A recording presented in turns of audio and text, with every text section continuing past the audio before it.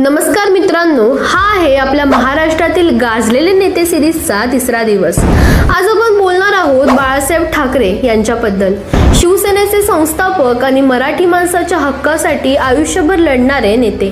बाळासाहेबांनी राजकारणाला एक वेगळीच दिशा दिली। ते नेहमी जनतेशी थेट संवाद साधायचे, त्यांच्या अडचणी समजून घ्यायचे आणि मग निर्भीडपणे सत्ताधाऱ्यांना सवाल विचारायचे। त्यांचं एक वाक्य आजही लोकांच्या मनात कोरलेलं आहे, जनता माझी शक्ती आहे। त्यांनी महाराष्ट्रात मराठी अस्मिता, स्वाभिमान आणि संघर्ष यांचं प्रतीक बनवून दाखवलं। बाळासाहेब हे फक्त नेते नव्हते, ते महाराष्ट्राच्या संस्कृतीचे, विचारांचे आणि आत्मसन्मानाचे प्रतीक होते।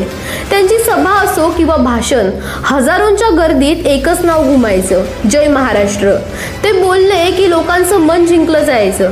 त्यांचा स्वभाव होता ज्वलंत, पण मन अगदी कोमल।